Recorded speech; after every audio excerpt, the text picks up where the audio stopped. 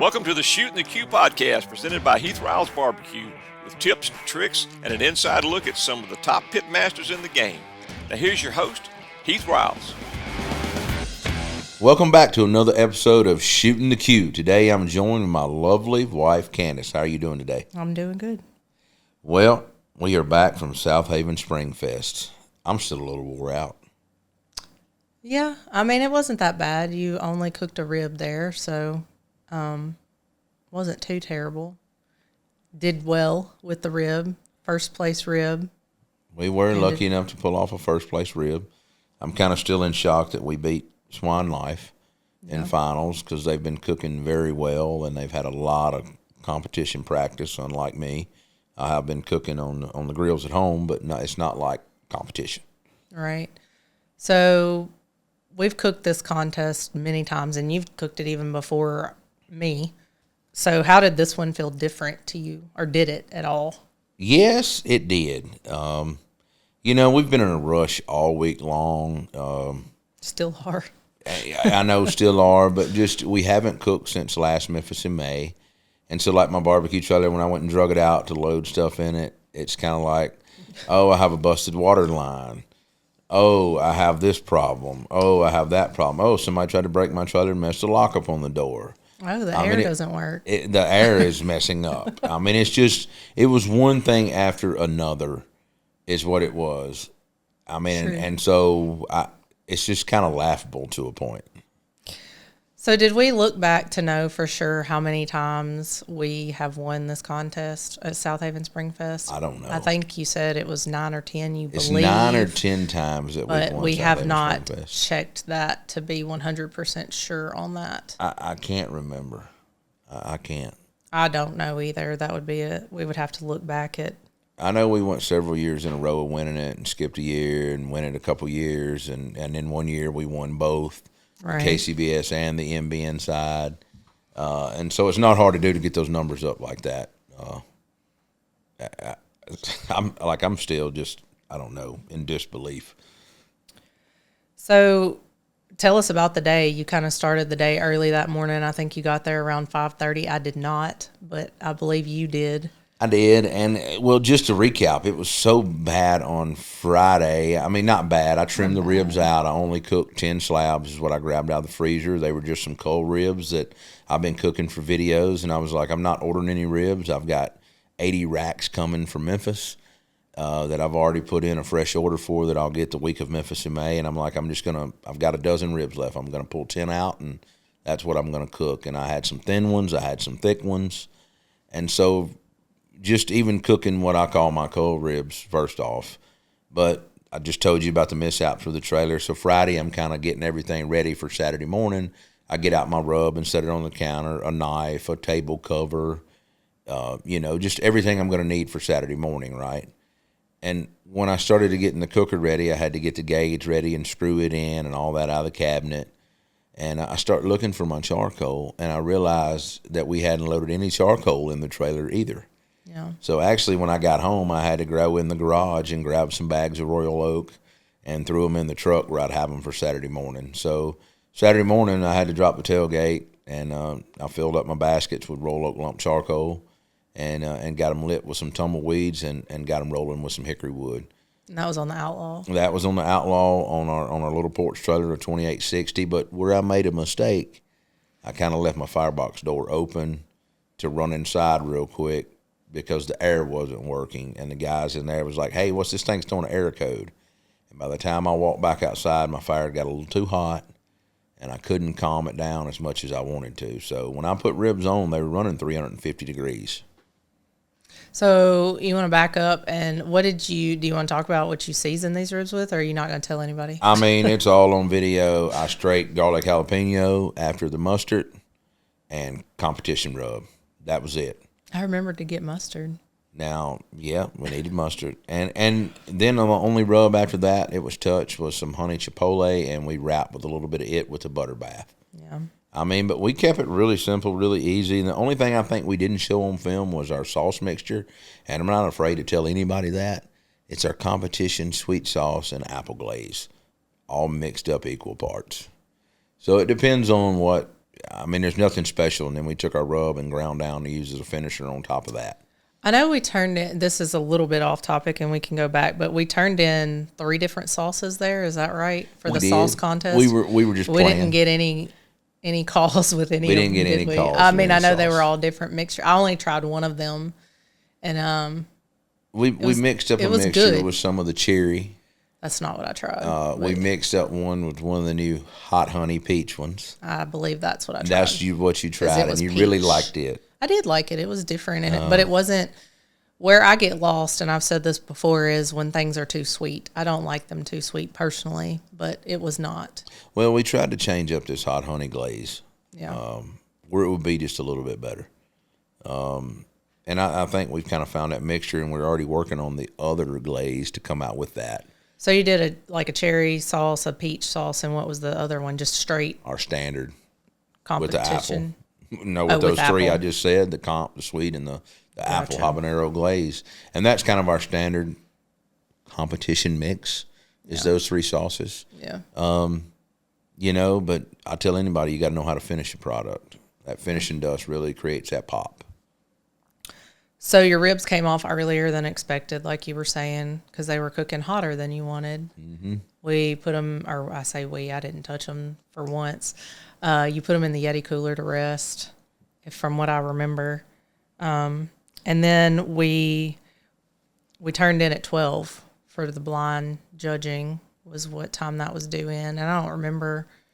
It was about 1:30 when we seen about finals. And I seen the cart, and she made a loop and looked over and then pulled up and locked up the brakes. I mean, we truly didn't expect it at all. We were kind of already cleaned up, except, of course, we still had the finals ribs there in the cooler, just in case. But I think we were all very shocked. And as we've talked about, the superstition that if you win Southaven Springfest, you don't do well at Memphis in May. So I think it was almost one of those like, oh no, are you sure that this is our final?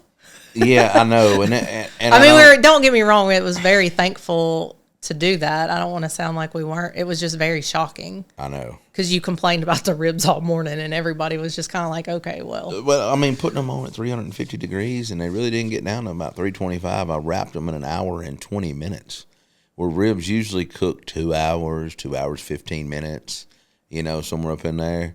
I'm wrapping in an hour and 20 minutes. They had good color. They did not have my normal color. They were a little off. They wasn't just quite as red as what they normally were. To me, they were a little bit dark. Yeah. But the good thing about butter bath, it lightens everything up. So if you get in that butter bath early, and it just sat there and soaked in that Yeti cooler, and I knew if I could ever get them in that Yeti and get them rested, I mean, to me, whether it's shoulder or any other kind of pork that I'm cooking or beef, rest time is the key. And letting those ribs rest like that was, I feel like that's what took them over the edge.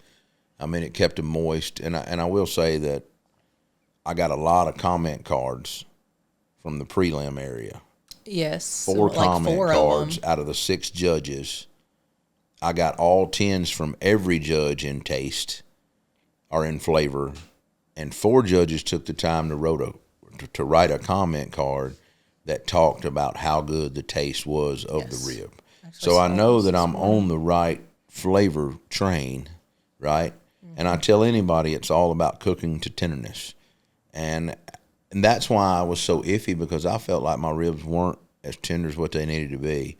But luckily in finals, I guess what saved me is the ribs were on the thinner side.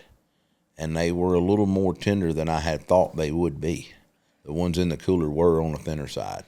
So talking about a few mishaps, do you want to talk about that little mishap with the finals? I know it was just a common mistake that was made. So as you were saying, we kind of found out around 1:30 that we made finals.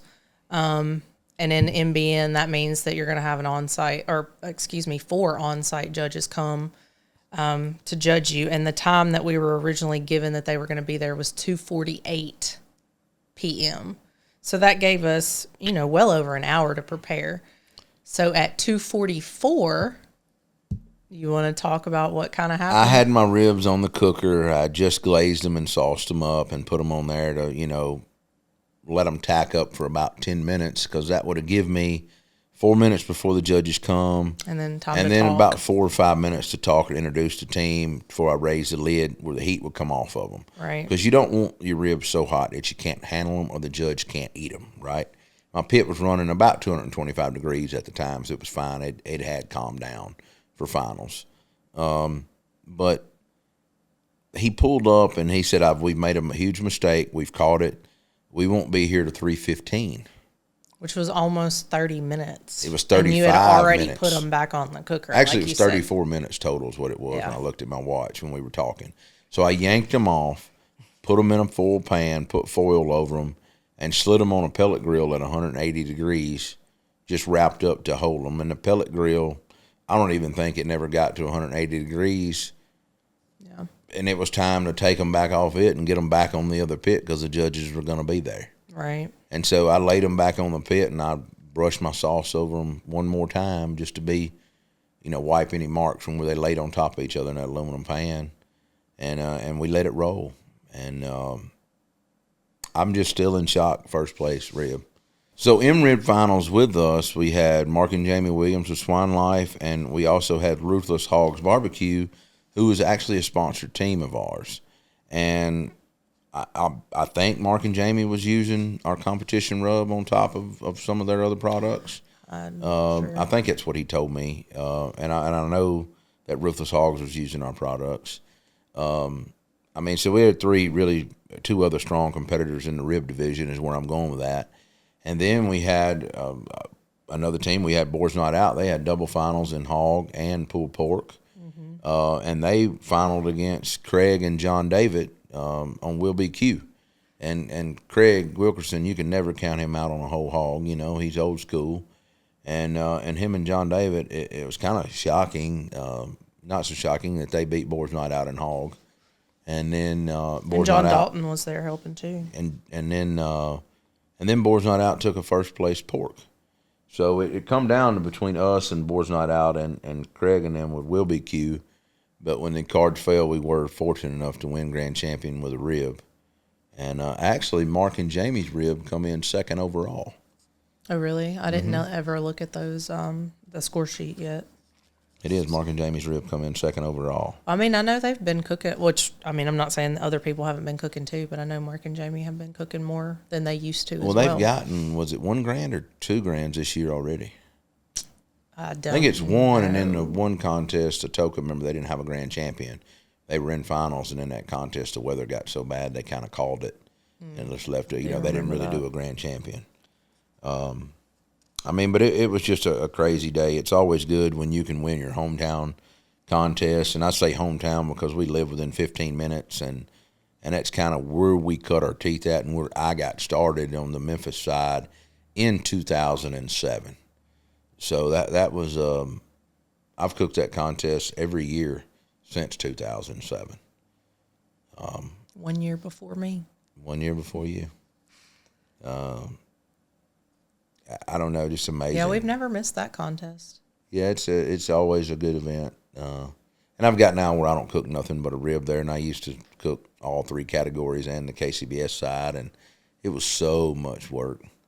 And now, cooking 10 racks of ribs, it was kind of almost like, what do I do next? What I do with my hands kind of moment at a lot of times. Because Bobby. I'm saying that jokingly, but it's like I could do it in my sleep cooking that many slabs of ribs.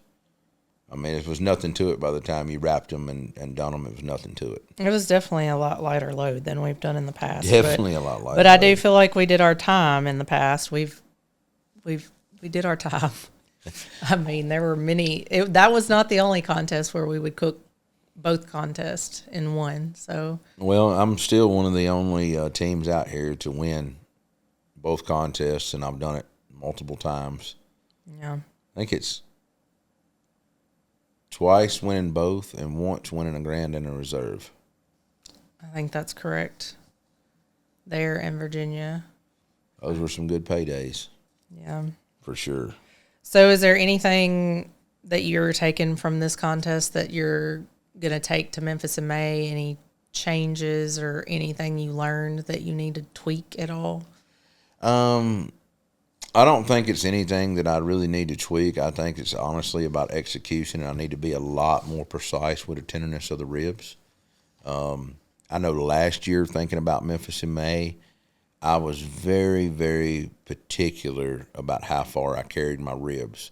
You can always tighten them back up a little bit, but you can never get them looser, spur of the moment.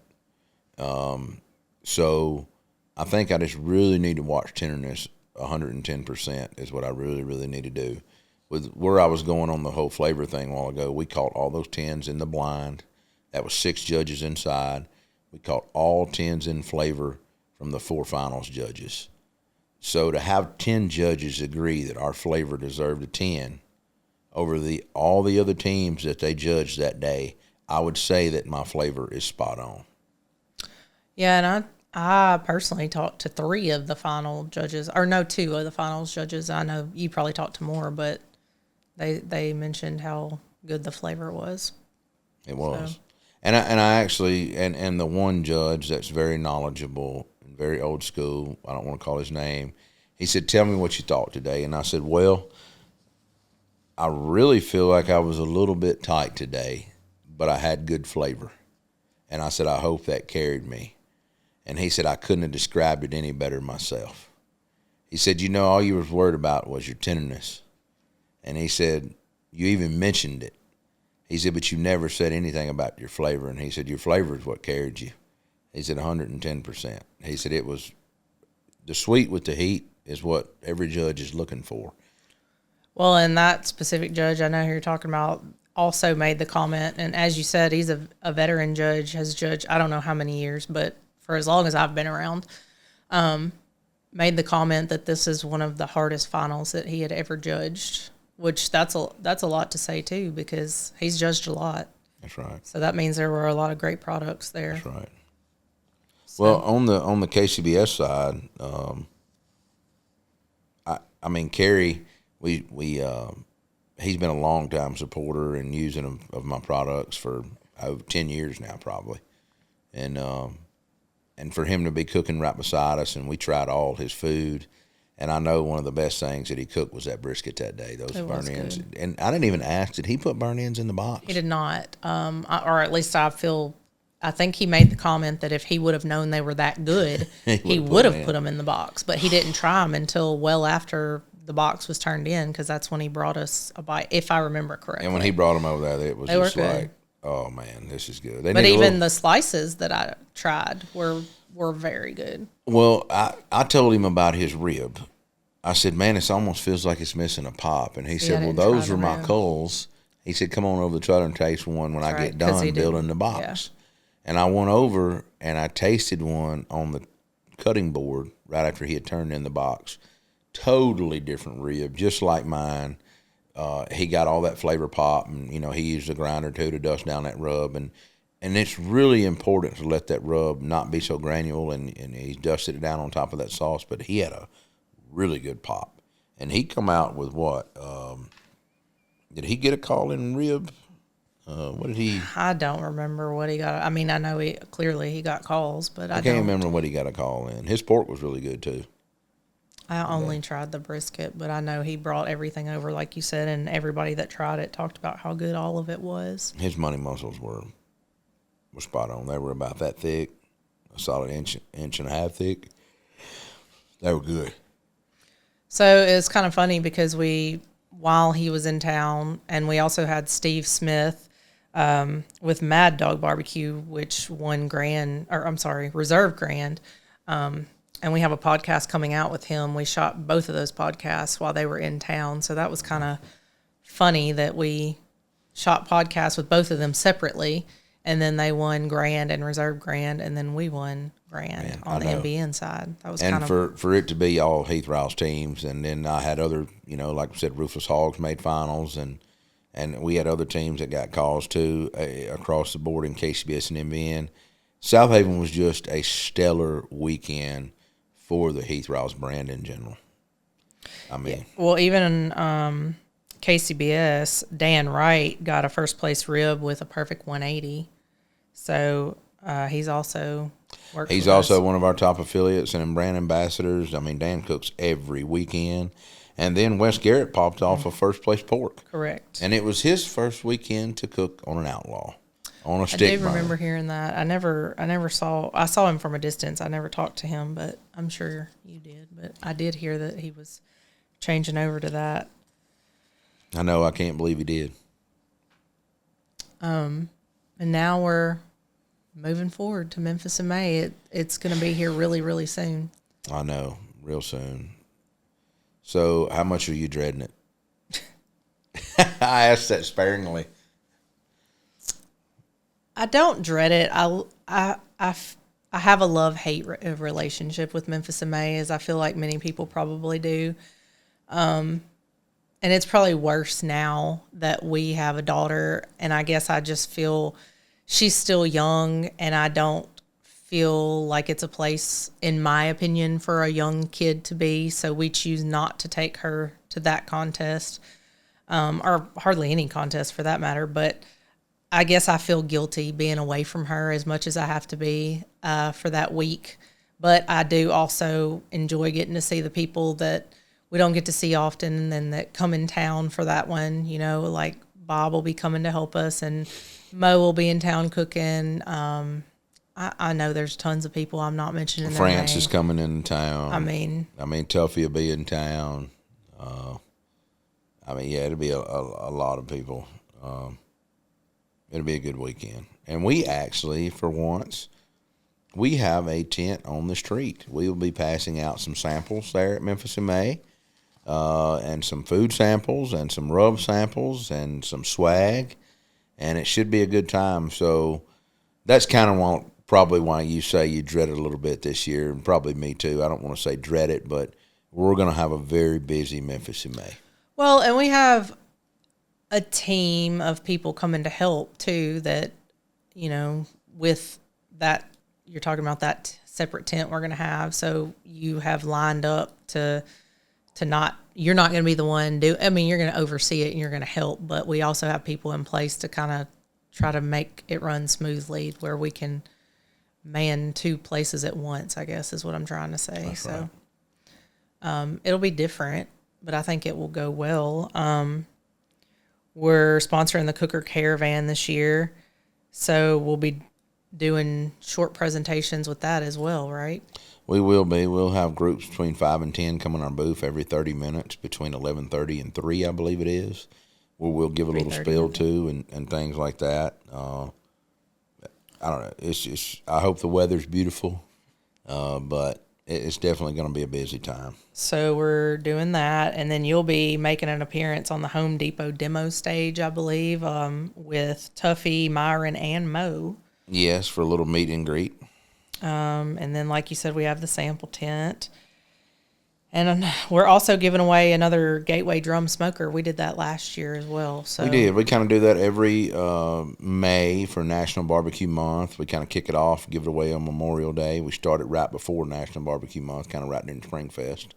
And so if anybody local can come by and sign up, scan a QR code. And if you're not local, just watch online and be sure to sign up for it. And we will give it away and ship it to you. It'll be a fully customized drum. I think it's a garlic jalapeno drum, if I'm not mistaken. So it should is. be a good time and allow people to cook and have a good time. So learn how to cook some ribs. I feel like a drum might be, if you are not used to cookers, it might be a little not overwhelming, but a little, what's the word I'm looking for? Intimidating to A someone drum who can get hasn't away done from you really, really quick. it. Yeah. So But also it can be, once you learn it, it sounds like a lot of people prefer them. So That's right. because of the ease. they do, and they cook hot and fast. And so you can cook ribs in 2 hours, 2.5 hours. You know, not a big deal. Or a rib's normally 3.5, 4 hours. You can cook butts in 4 hours or briskets in 4.5 or 5. But you really just have to watch what you're doing because it can get, like you said, it can be more intimidating. It's a lot to learn.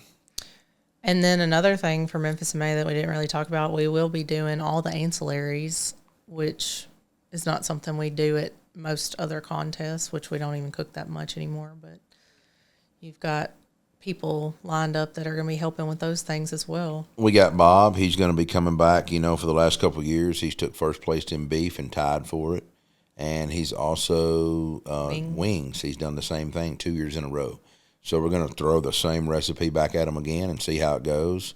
We've got Delbert going to be cooking exotic category this year. And we've got Jake going to be cooking seafood, I believe it is. I think so. And then Kevin is going to be cooking, I believe, the turkey smoke and chicken, I believe is right. So that should be good. And then we'll be making 3 sauces for there. We'll be turning in our regular competition sauce. And we've got to turn in a mustard sauce and a vinegar sauce. So we'll see how it goes. It's always look forward to hearing about the sauces because everybody kind of does something a little different. Well, you can take 2 people that you can't turn in but one entry, right? But me and you could take my sweet sauce and you could be under a different team name. Right. And we could both turn it in, and one of them could win with it, be in the top 5, and the other one be number 100. Yep. You just never know. So I don't think sauce is one of those things. It depends on what table you get on with what sauce, and the way they judge sauce. I'm not knocking any of it, but it's kind of so hard to judge barbecue sauce not on meat. I agree. So hard. It is hard to just judge a sauce, and then it's hard even when you're judging it. I know that they typically offer things to kind of help cleanse your palate, but it's hard to. Because you only have a certain amount of time. So it's not like you can wait 5 minutes to cleanse your palate. How many saltine crackers can you eat in 5 minutes? Exactly. And then even then with the saltine crackers, they're salty. So it's like, is it leaving that salty taste in your mouth? I mean, I don't know. I guess if you've been doing it long enough, you can figure it out. But it is hard to judge sauce. It's very hard. Very hard. Well, what I know today is a little shorter than normal. We just want to get on here and do a little recap of Southaven and our teams. But, just steady gearing up for Memphis in May. And I'm still riding a wave of Southaven. I mean, it feels good going into this year Memphis in May. It really does with a Swift. Well, and it was our daughter's first barbecue contest to get to come to. We brought her out for a few hours on Saturday. And then she didn't want to leave, so she had fun. She got to be there with you and go get the trophies. She very enjoyed. Much wanted to do that. So if anybody's seen those pictures on social media, I'm sure they saw her with you. That's my baby princess there. She's gonna be. She wants to learn more about cooking. She's interested in it right now. She's always getting her stool to stand up at the kitchen counter with me. And be in the way. I just have to put her on the opposite side of the knife. You know what I mean? But she does. She wants to be up there helping. She wants to be doing something. She likes to cook what you will let her.